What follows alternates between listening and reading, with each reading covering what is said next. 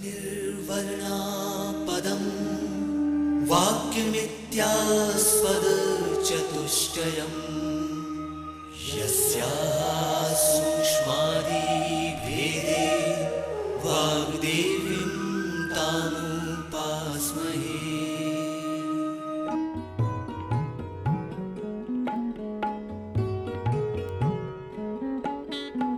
मध्य प्रदेश भोज मुक्त विश्वविद्यालय की ओर से मैं आप सभी का स्वागत करता हूं। पिछले 3 सत्रों में हमने ज्यामिति के कुछ जो जिसे कहते हैं कि 2 डायमेंशन की जो फिगर्स हैं, उदाहरणार्थ वर्ग, रेक्टेंगल या समकोण चतुर्भुज, त्रिभुज, वृत्त, समबाहु चतुर्भुज तथा रोम्बस या जिसे डायमंड की जो फिगर है, इन सभी फिगर्स की परिधि एवं क्षेत्रफल को जानने का प्रयास किया गया था। इस श्रृंखला में अब हम जो 3 डायमेंशन या जो हमारी ठोस या सॉलिड फिगर्स हैं, उनके सरफेस एरिया या क्षेत्रफल और वॉल्यूम या आयतन जिसे हिंदी में कहेंगे, इनको जानने का प्रयास करेंगे।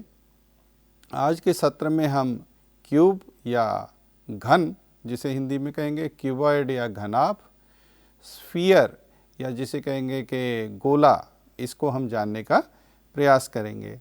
और आज के सत्र का जो लर्निंग आउटकम है वह यह है कि आज के सत्र के उपरांत प्रतिभागी किस प्रकार से हम घन, घनाभ और गोले के क्षेत्रफल और आयतन को ज्ञात करते हैं, इस विषय में एक प्रभावी सत्र को क्रियान्वित करने में सफल होंगे। ये आज के सत्र का लर्निंग आउटकम है।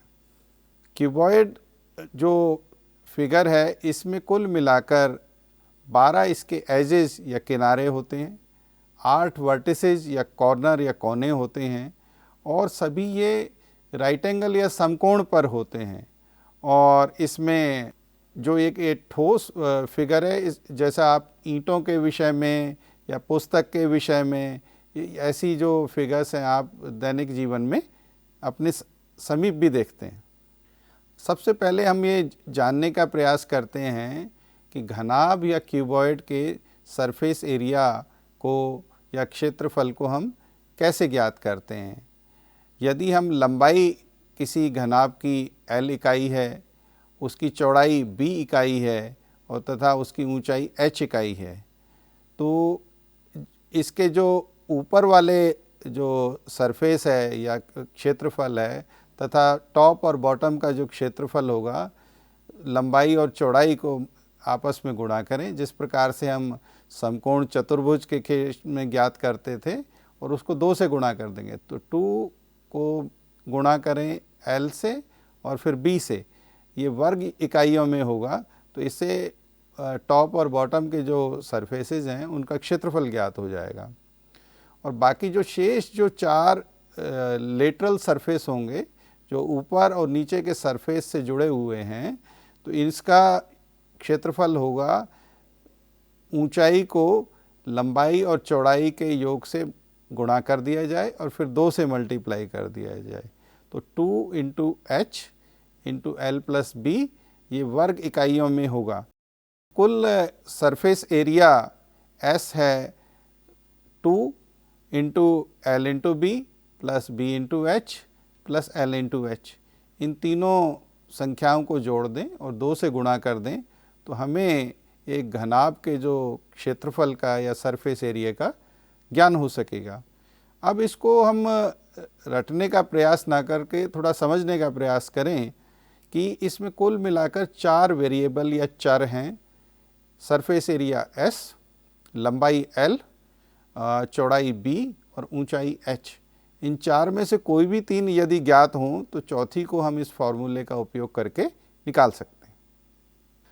जिस प्रकार से हमने वर्ग में और समकोण चतुर्भुज में कर्ण के विषय में जानकारी प्राप्त की थी, तो इसमें जो क्यूबॉइड या घनाभ का जो प्रिंसिपल डायगोनल है, जो एक कॉर्नर से दूसरे कॉर्नर को मिलाता है, या इसको हम ऐसे भी जानने का प्रयास कर सकते हैं कि किसी भी कमरे में कितना लंबे से लंबा बांस रखा जा सकता है, उसको निकालने के लिए भी इसका फार्मूले का उपयोग किया जा सकता है। तो जो मुख्य कर्ण है उसका फार्मूला ये है, L को वर्क कर लिया जाए, B को वर्क कर लिया जाए और H को वर्क कर लिया जाए। तीनों को वर्क करने के बाद आपस में जोड़ने के पश्चात उसका वर्गमूल निकालें तो वो प्रिंसिपल डायगोनल या मुख्य कर्ण के समान होगा। इसमें भी हम देखते हैं फार्मूले में कि 4 वेरिएबल या चर हैं, इनमें से कोई 3 यदि ज्ञात होंगे तो चौथे को हम निकाल सकते हैं। तो ये हमने अभी तक ये जाना है कि प्रिंसिपल डायगोनल क्या है। ये वैसी ही स्थिति है कि किसी भी एक कक्ष में हम ये जानने का प्रयास करें कि सबसे ज़्यादा लंबा बांस किस प्रकार से रखा जा सकता है। इसका हम जो उपयोग करते हैं व्यावहारिक जीवन में, हमें टाइलें लगाने के लिए क्षेत्रफल ज्ञात करना हो, या जो यदि हम अपनी दीवारों पर पेंट कराते हैं तब इस प्रकार के फॉर्मूले की आवश्यकता पड़ती है, क्योंकि आजकल पेंटर और जो वाइट वॉश भी करते हैं वो क्षेत्रफल के हिसाब से अपने वेजेस को तय करने का प्रयास करते हैं। अब हम इस पर आते हैं कि किसी घनाभ का या क्यूबॉइड का आयतन या वॉल्यूम किस प्रकार से निकालते हैं। तो वॉल्यूम का फॉर्मूला ये है कि लंबाई को चौड़ाई से गुणा कर दिया जाए और फिर उसको ऊंचाई से, लंबाई इंटू चौड़ाई इंटू ऊंचाई, ये वर्ग इकाइयों में होगा, क्यूबिक यूनिट्स में, या इसको V = LBH। फिर से हम अगर देखते हैं इसको कि इसमें फॉर्मूले में V = LBH में 4 वेरिएबल्स हैं, V, L, B तथा H। तो इन 4 में से कोई भी 3 यदि ज्ञात हों तो चौथी संख्या को निकाला जा सकता है। क्यूब की जो व्यावहारिक शेप आपने अपने जीवन में कई बार इसको देखा होगा और इसको सिमेट्री में अच्छा माना जाता है, और तो बहुत बार ये क्यूब की शेप आप अपने जीवन में या अपने चारों ओर देख सकते हैं। अब हम सबसे पहले ये जानने का प्रयास करते हैं कि अभी हमने ज्ञात किया था कि क्यूबॉइड या घनाभ का सरफेस एरिया कैसे ज्ञात करना है। तो क्यूब का एक स्पेशल केस ही है ये घनाभ का, जिसमें लंबाई, चौड़ाई और ऊंचाई तीनों समान होती हैं। तो L = B = H को हम L के समान ही मान सकते हैं। तो सरफेस एरिया जो 2 × LB + BH + LH के स्थान पर हो जाएगा, सरफेस एरिया = 6L²। 6L के वर्ग करने के पश्चात जो क्वांटिटी या संख्या प्राप्त होगी ये वर्ग इकाइयों में होगी। यदि इस फॉर्मूले में ध्यान से देखें तो सिर्फ 2 वेरिएबल हैं, S और L। यदि एक हमें ज्ञात हो तो दूसरे का हम पता कर सकते हैं। यदि सरफेस एरिया पता हो तो हम क्यूब के जो एज लेंथ है या उसकी भुजा है उसको निकाल सकते हो, और यदि क्यूब की हमें भुजा का ज्ञान हो तो कुल हम जो सरफेस एरिया या क्षेत्रफल है उसको ज्ञात कर सकते हैं। अब हम जो घन का आयतन निकालने का फार्मूला देखते हैं। तो वो जैसे वॉल्यूम ऑफ क्यूबॉइड था L × B × H cubic units, तो क्यूब के प्रकरण में क्या होगा, लंबाई, चौड़ाई, ऊंचाई तीनों एक समान है। तो V = L³, एक घन इकाइयों में होगा क्यूबिक यूनिट्स में। इस फार्मूले को पुनः देखें तो सिर्फ इसमें 2 वेरिएबल हैं, V और L। यदि वॉल्यूम पता हो तो हम क्यूब की जो एज लेंथ निकाल सकते हैं, और यदि अब क्यूब की एज लेंथ पता हो, लंबाई पता हो, क्यूब की एक भुजा पता हो, तो उसका आयतन या वॉल्यूम निकाल सकते हैं।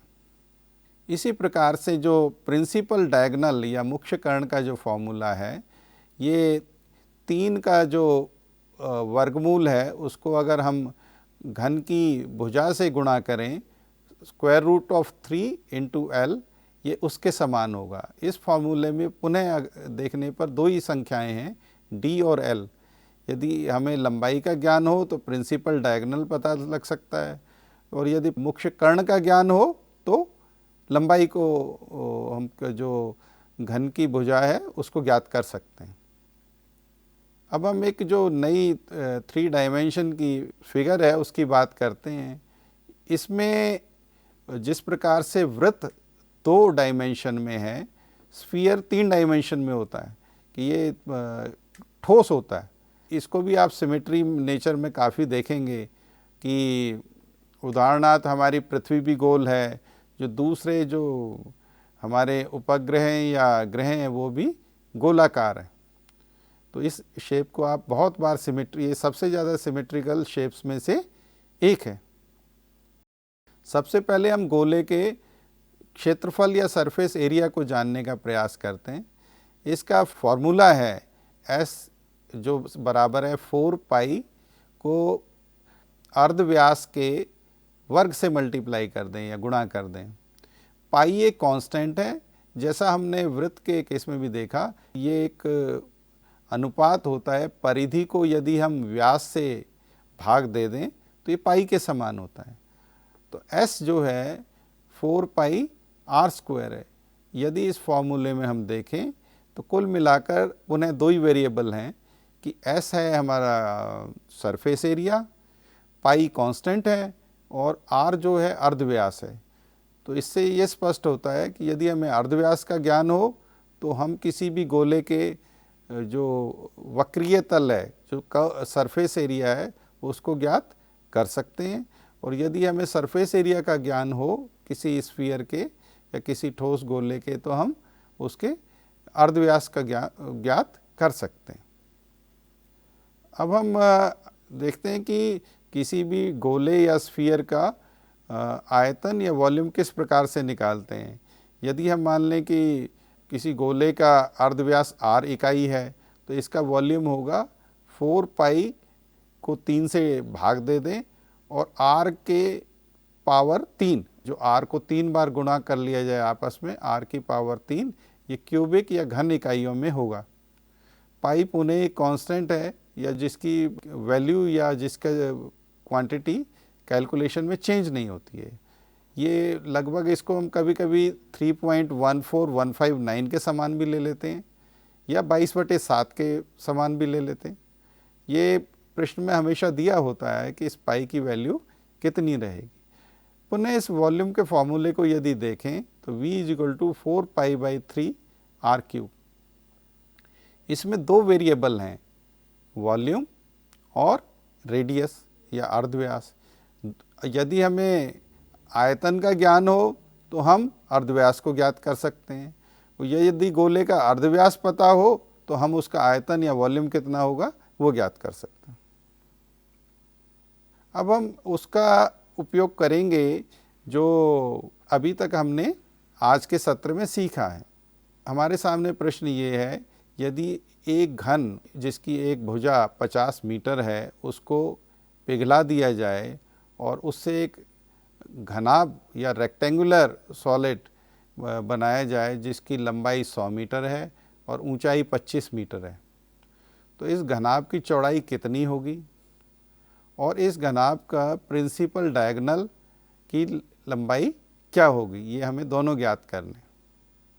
तो सबसे पहले हम निकालते हैं कि क्यूब का जो आयतन या वॉल्यूम कितना है। 50 को आपस में 3 बार इसको गुणा करना है, 50 × 50 × 50, तो ये हो गया 1,25,000 घन मीटर।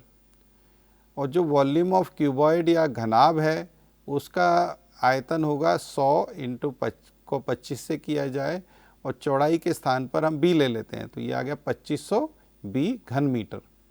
अब ये क्योंकि दोनों संख्याएं समान हैं, इसमें आपस में जो इक्वेशन या बनेगी वो है 2500 b, ये बराबर है 1,25,000 के। तो दोनों तरफ 2500 से हम भाग दे देते हैं तो हमें ये ज्ञात होता है कि b जो चौड़ाई है वो 50 मीटर के समान होगी। और इसका हमें जो एक मुख्य कर्ण प्रिंसिपल डायगोनल ज्ञात करना है, तो हमने जो फॉर्मूला को पुनः स्मरण करने का प्रयास करते हैं, d है L² + B² + H², इसका वर्गमूल। तो d आ जाएगा 13,125 का जो वर्गमूल है, ये इतने मीटर के समान इसका प्रिंसिपल डायगोनल होगा। इसको आप आगे भी इसकी आकलन कर सकते हैं इसका वर्गमूल निकाल कर। अब हम एक दूसरे प्रश्न को देखते हैं कि यदि हमारे पास एक घन है जिसकी एक भुजा 10 मीटर है, इसको काटकर या इसको स्प्लिट या टुकड़े करके हम और छोटे घन बना लेते हैं जिसकी एक भुजा या एज जो है 1 मीटर है, तो हमारे पास ऐसे कितने छोटे घन बनेंगे। एक तो हमें ये संख्या ज्ञात करनी है, दूसरा हमारे सरफेस एरिया में क्या प्रतिशत में परिवर्तन होगा ये ज्ञात करना है। तो ये दो संख्याएं हमें इसके आधार पर ज्ञात करनी। तो इसी का आप स्वयं प्रयास करें और फिर उसके बाद इस चरणबद्ध तरीके से जो किस प्रकार से हल किया गया उसको देखें। पहला इसका जो स्टेप है कि बड़े क्यूब का जो आयतन है वो है 10 को 10 और 3 बार गुणा किया जाए, वो 1000 घन मीटर होगा। एक छोटे घन का जो आयतन है वो 1 को 3 बार आपस में गुणा करेंगे तो 1 घन मीटर हो जाएगा। तो छोटे घनों की जो संख्या हो जाएगी वो होगी एक बड़े घन का आयतन को हम एक छोटे घन के आयतन से भाग दे दें तो हमें घनों की संख्या ज्ञात हो जाएगी। तो 1000 को 1 से डिवाइड करने पर या भाग देने पर ये संख्या 1000 आ गई। अब हम जो एक बड़े घन के सरफेस एरिया या क्षेत्रफल को ज्ञात करते हैं कि 6 को 10 और 10, 6 को गुणा करें 10 फिर 10 से गुणा करें तो 600 जो वर्ग मीटर है वो क्षेत्रफल है, सरफेस एरिया है बड़े घन का। इसी प्रकार से हम सरफेस एरिया ज्ञात करते हैं एक छोटे घन का, वह 6 को 1 और 1 से मल्टीप्लाई कर दें तो 6 वर्ग मीटर हो जाएगा। तो इस प्रकार के हमारे पास 1000 घन हैं। कुल जो क्षेत्रफल छोटे घनों का हो जाएगा 1000 को 6 से मल्टीप्लाई कर दें तो 6000 वर्ग मीटर हो गया। तो इसमें इंक्रीज इन एरिया जो या क्षेत्रफल में जो वृद्धि हुई वो हुई 6000 में से 600 को घटा दें, वो 5400 वर्ग मीटर की। ये 5400 वर्ग मीटर की वृद्धि हुई है 600 वर्ग मीटर के ऊपर। तो यदि अब परसेंटेज चेंज निकालना है तो 5400 बटे 600 को 100 से गुणा कर दें तो ये 900% की इसमें इंक्रीज क्षेत्रफल में इस प्रकार से हुई है। यदि बड़े घन को हम छोटे घन में परिवर्तन करें तो आयतन तो सेम रहता है, वही रहेगा, लेकिन उसका जो सरफेस एरिया है वो 900% इस खेद में इंक्रीज हो जाए।